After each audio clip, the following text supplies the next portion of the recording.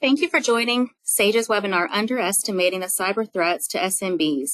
We are excited to have you join us today as we look at the realities of today's cyber threats against small businesses and how business owners can effectively balance cybersecurity against the other challenges their companies must tackle. Today's speakers are Al Pascual and Eder Ribeiro, both with Santique, a TransUnion company.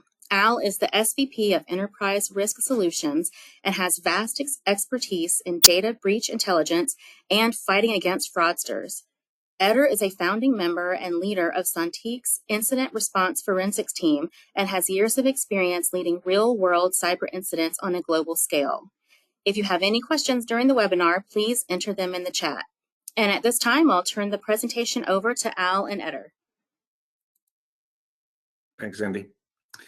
All right, Al, on today's webinar, we're going to be talking about true cyber threats affecting small businesses, including business email compromise and ransomware. And along the way, you're going to hear about real-life examples of how these threats have actually affected businesses just like yours. But in the end, we're not going to leave you hanging. We'll provide you with recommendations that are going to leave you better protected to navigate these risks in the future. So it's going to be a really interesting webinar today. I'm super excited. But let's start by talking about the threats. I think there's a fallacy, right?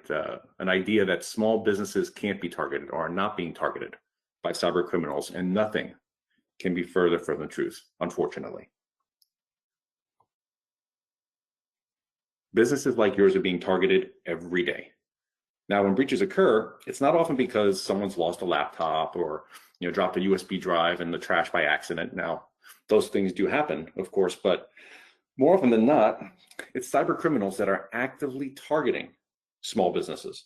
They're targeting and compromising business systems, focusing on vulnerabilities, right? Not just technical vulnerabilities, but vulnerabilities in people, right? The way we respond to queries, business communications, normal processes. They are very attuned to how to take advantage of employees as much as they know how to take advantage of the technical vulnerabilities they find. Now, if you're wondering why they're going to target a small business, well, regardless of how they gain access to data or systems, whether it's technology or people, 10 out of 10 times, for them, it's all about the money, right? Pure and simple. A very clear example is ransomware. Eder's going to talk more about ransomware here in a minute, but when you think about ransomware and who it's affecting, 70% of ransomware attacks are affecting small and medium-sized businesses. And as it's clear in the name itself, again, for the criminals, it's all about the ransom. It's all about the money.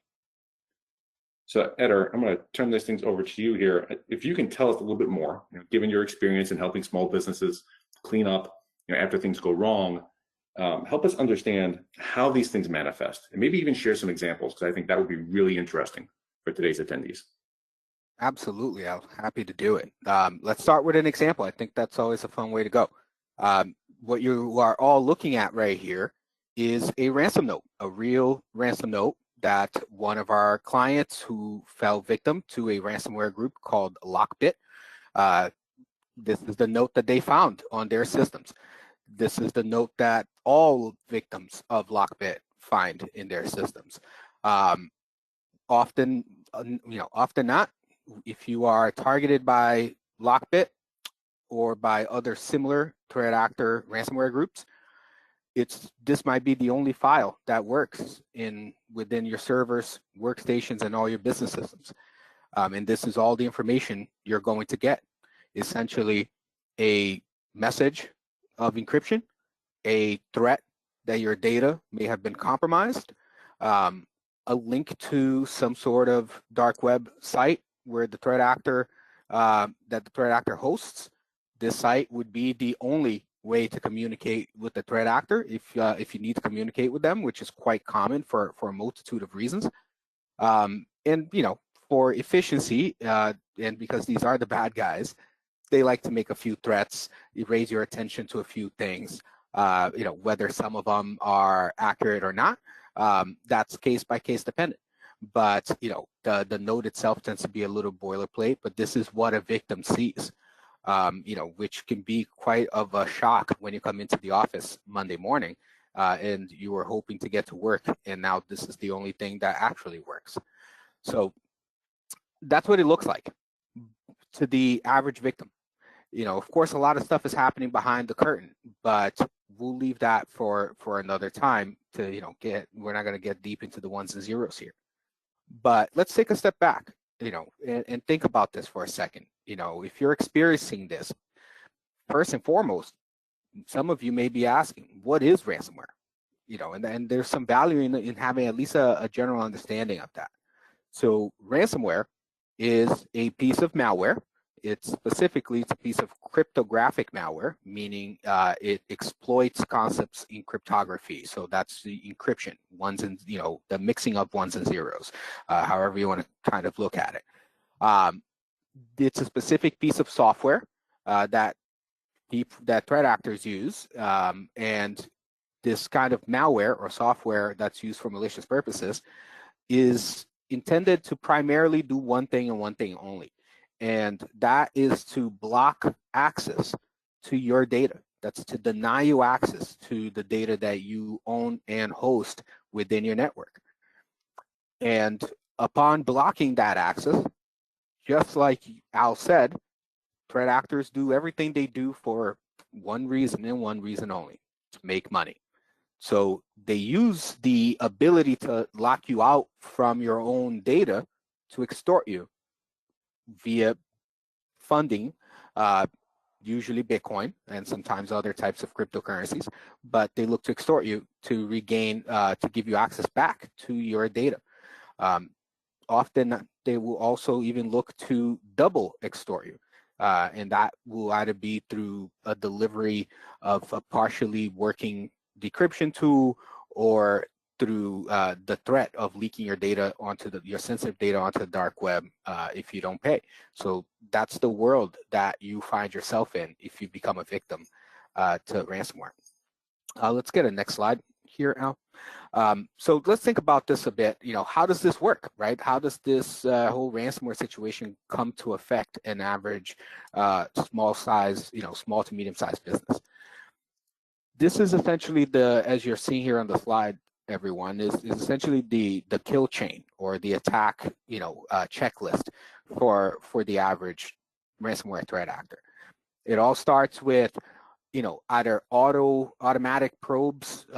These are, scripts that get put out there, and they automatically start to probe IP addresses for very specific vulnerabilities. And if it gets a positive hit, it calls home and the threat actor gets an alert. But on the other hand, you also have the targeting. Threat actors are constantly looking to target specific companies or even geographical areas by IP range for very specific vulnerabilities that they know that they can take advantage of, or exploit as we call.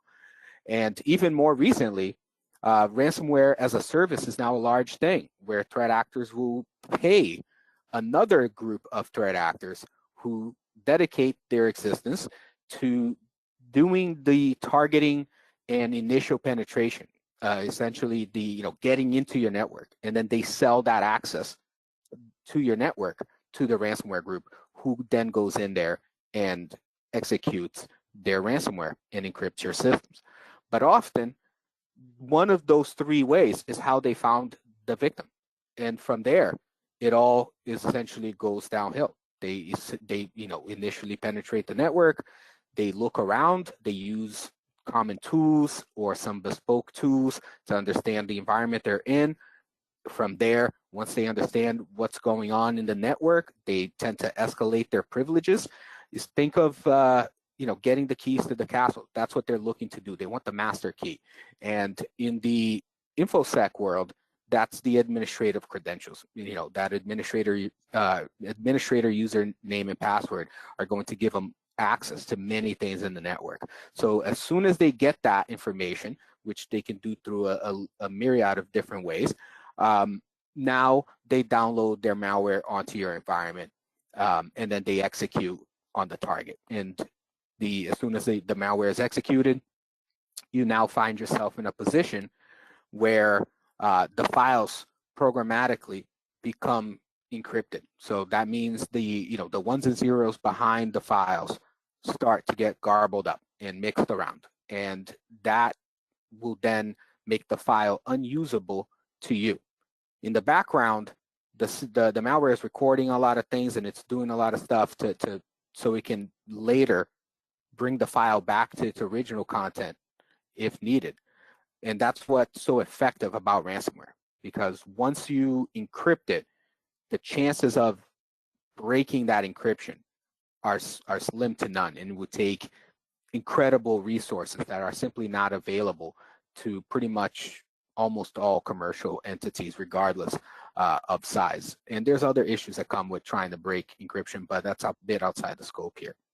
But once the threat actor has encrypted your data and potentially exfiltrated or stolen some of the data from your network, it becomes a wait and see game. They want to see, they know that there's a chance you might be able to recover, but there's a chance you might not be able to recover. And if you cannot recover, you now are reliant or potentially reliant on them to gain access back to your data.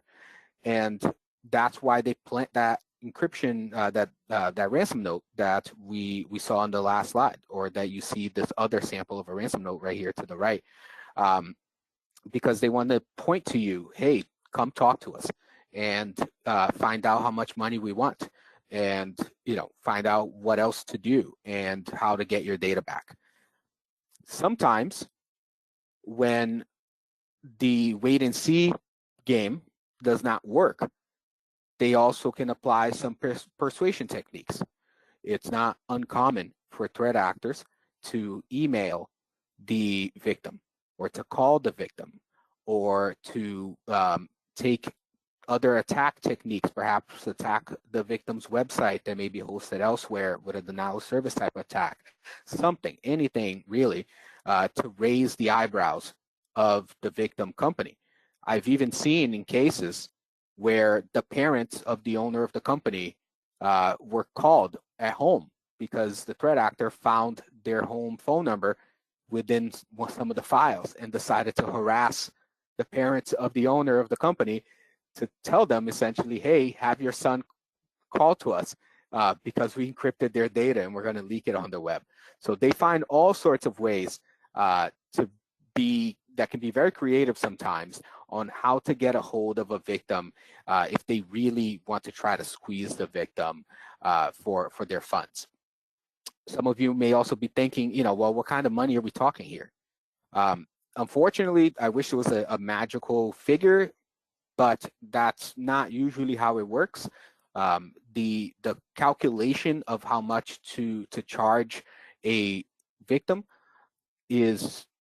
can vary, one, simply depending on the threat actor and whoever the people are on the other side of the machine. Two, how many systems they encrypted, how big they think the business is. We've come onto cases where they see a website and they might think, oh, this business is of a decent size, but it ends up being actually fairly small business. And now you have a sometimes overinflated ransom cost. All these things can lead to it.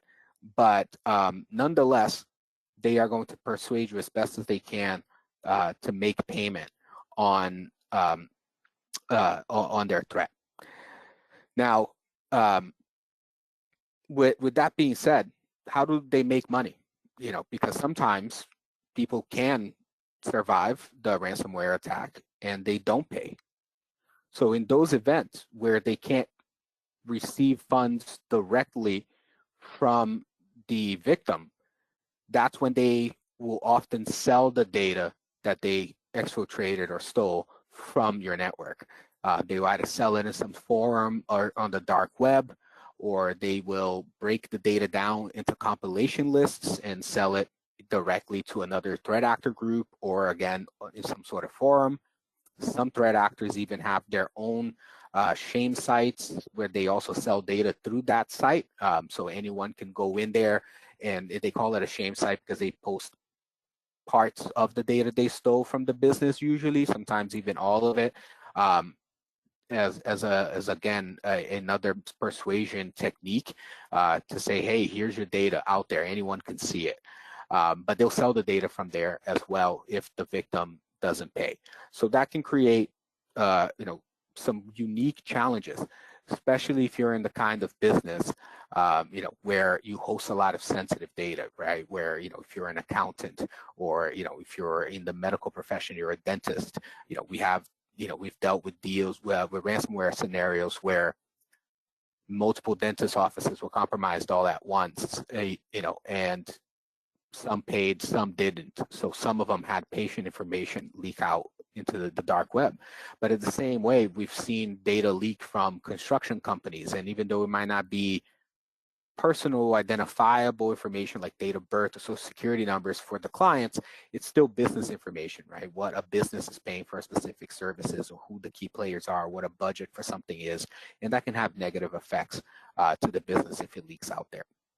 So that's the main ways in how they make money. It's essentially directly through the victim, or it's by selling the data that they take from the victim if the victim does not pay. Rarely, they will make money from both ways. And some of you may be thinking, well, these are criminals, right? People of low moral character. Why do they not just get money, get paid from the victim directly and still sell the data? And that's a great question. Sometimes it happens, but more often than not, and this may be counterintuitive sometimes, they stick to their promise of not selling the data, at least not in any obvious way where the company's information is connected to it, so it's not traceable to the company, because ransomware groups, first and foremost, conduct themselves as a business.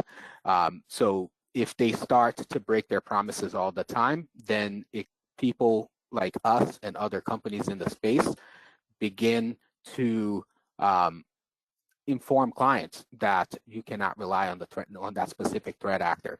We all keep metrics on these threat actors, and eventually people stop paying them, and it goes directly against their main primary directive, which is to make money. So it's counterintuitive to their business, and that's really the reality of it. One thing, we talked about a little bit this overview on how threat actors engage in ransomware. I want to go back and pay special attention to the probing and the targeting phase, because for many of you, and for really everyone, it's better to not have ransomware than to deal with the incident. So in order for you to not have ransomware, you have to make yourself a hard target. So let's talk about targeting a little bit. I'll mention that in the beginning of this call here today, that threat actors identify weak points or vulnerabilities in your network that they can take advantage of. These are usually external vulnerabilities, meaning weak points in the systems you own, which face out to the world, out to the internet. And then they target the human element. Ransomware, obviously, the weak points are there, and you've all heard of on the news of Colonial Pipeline or Kaseya or some of these SolarWinds, some of these big events where software have had issues and led to part of the compromise. But in reality, the vast majority of compromises occur because of the human factor. And as you can see here on this slide, humans, we all make mistakes, and whether it's a ransomware threat actor or another type, a threat actor that's focused on another type of activity, leveraging the human is exactly what they want to do. So let's talk a bit about human compromise. 96% of respondents would admit that email-based threats hit them this year. As you can imagine, email threats can often be how a ransomware event happens. An email compromise, leads to the threat actor making its way down into the local network, which leads to encryption. But 72% of these respondents mention how these email threats have risen. So we're seeing more and more often that email compromises sometimes lead to other compromises. So keep in mind, it's not just keeping your stuff up to date that will protect you from ransomware. It's also training and figuring out how to mitigate the human aspect, and the human threat. Another area that I want to spend some time on talking about today is the next big threat that we see every day, and that's the business email compromise. So that's the takeover of your mailbox, of your email account, okay? Lots of fraud and lots of activity happens where lots of money is exchanged from unknowing victims into threat actors' hands. As you can see here on the slide, in 2021, business email compromises cost $2.4 billion out to the industry.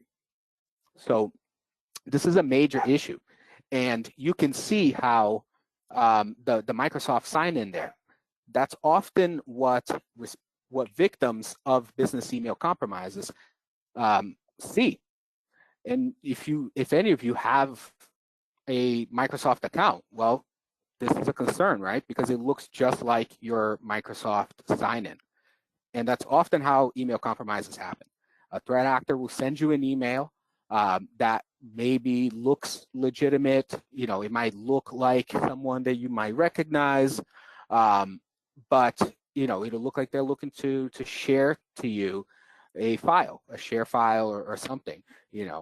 And when you accept that share file, you get that. When you click on the link, you get that specific logo. And from there, you might put in your username and password to receive the file. Well, now they're in, right? So similar to ransomware, business email compromise starts with the probing and searching for a target phase. This is also quite randomized for most threat actors. Again, email, they're looking via from IP ranges. They're looking at those compilation lists that they see out on the dark web. There's lots of them with email addresses, so they would just pick a batch of them at random and attack batch by batch by batch systematically. So that's where it's important to make sure that your email is not part of data breaches out there. And once they target you, they're going to look to acquire access into your email tenant. And that may be an external vulnerability, that may be, but more often than not, it's the human element. And that's going to be to send you something that looks that looks legitimate, but includes some sort of malicious link, or takes you to a web page that's compromised and then places cookies on your browser, or gets you to download some other piece of malware. Every once in a while, there are also algorithm-based password breakers, for lack of better terms, that they use to try to make their way into your mailbox. These are what we call brute force attacks, okay? But what they all have in common is that they're methods to get into your environment one way or another for whatever their ultimate purpose may be. And once they get in, just like the ransomware folks, the email compromised threat actor also wants to stay hidden. They also want to remain persistent and be able to stay within your environment. So they're going to make changes in configurations. They're going to do other things within your email account that will allow them to navigate it without easily being caught. From then on, they go about committing their fraud, whether that is issuing, a fake fraudulent invoice that resembles yours to a vendor or to a client, informing them that your bank account information has changed, things of that sort, and eventually, convincing the client or attempting to convince that client that they are you, so that way the client pays, and or whether it's to send phishing emails from your accounts to then victimize the account of your address book. So that's another main focus for these kinds of threat actors as well. Just like the ransomware folks, they do this for the money. So whether it's to acquire more targets so they can eventually commit fraud in those target environments, or whether it's to commit direct fraud in your target environment, that's the main reason why business email compromises occur. Nonetheless, it's always for the purpose of somehow, some way, retrieving funds from you directly, or from your clients or vendors or trusted parties. That's a general overview on business email compromises. Okay, look out for these changes in configurations, added users. Look out for rules in your mailbox that may not be there before, things of that sort. Okay, look out for emails. Look at those headers. These are all things that you can do that are easy to pick up the low-hanging fruit, essentially. But the business email compromise is a very broad way of attack, and that's exactly why it happens more frequently than any other type of cyber attack in the market. That's about it on business email compromise. Al, back to you. Thanks, Eder. I think we're going to move into a poll question, actually, Sandy. So if you want to go ahead and kick that off, that would be great. All right. It looks like the poll is open. This is an important question, I think, for everyone on today's webinar to be able to answer. And it's really, how confident are you that you could identify a breach or data loss event? I mean, outside, obviously, of getting notified by a third party or receiving a ransomware note. So it's not at all confident, somewhat confident, very confident. Just for the sake of time, let's go ahead and just close out the poll. Usually want to give it a little bit more, but I know we want to get through the remainder of the content. All right, Sandy, can you share those results? Absolutely. So we have 22% who are not at all confident, 61% are somewhat confident, and 17% very confident. I mean, it's great to hear, that some of today's attendees are very confident, that they can identify an event, but it sounds like many are not. And I think that's why it's so important for businesses to get ahead of these threats before they become a problem. So with that, let's talk about the implications and what you can do to be better protected. And first and foremost, it helps to have a plan. So according to this stat, 4 out of 10 businesses, the small businesses, don't have a plan in the event of a cyber attack. Now, I say that because I think that's a little bit optimistic, personally, because SMBs are being targeted, right? And when things go wrong, more than half the time, they're paying up. And I mean, even to Eder's point, most groups will help you get your data back, but not all will. So even if you're paying, there's no guarantee that you're going to see your data ever again. So then the question becomes, what can you do? Well, first, it helps to get ahead of the problem. You heard Eder talk a little bit about the dark web. Well, if you can get a sense as to whether or not information is available to cyber criminals on the dark web that they can use against you, that's going to give you a leg up, right? Because they're out there, they're buying and selling information that they can use to impersonate maybe you or your employees, or potentially manipulate someone into your company in providing them access. So now if you know what they know, you can make changes to stay safe. A good example there would be changing compromised passwords. Eder, can you quickly tell them about a breach readiness plan? That's another great option. Absolutely. This is something that all businesses should have, in our opinion. It doesn't have to be complicated. As a matter of fact, it should be simple, it should be direct, and it should be custom. It should be bespoke to your business.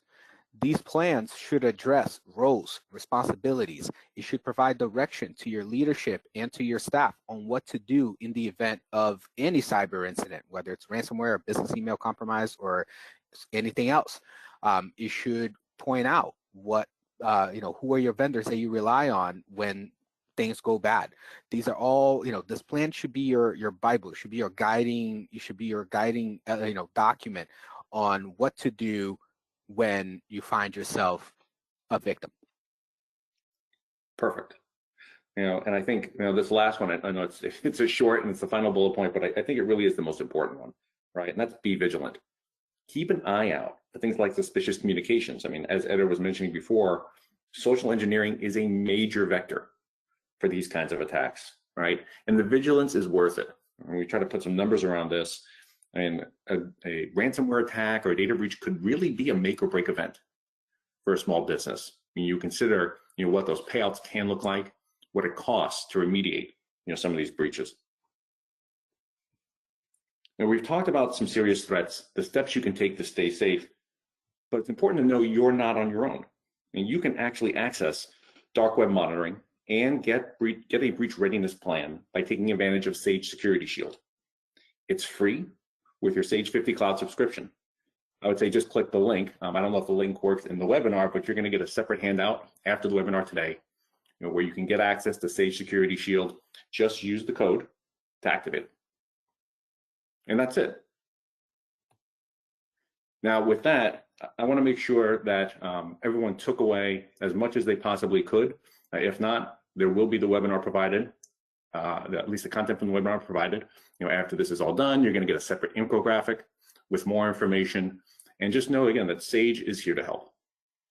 So with that, I want to thank everyone for their time. I want to thank Eder for joining me today and Sage for hosting this event. I hope that you all stay safe and have a great rest of the week. Thank you, everybody.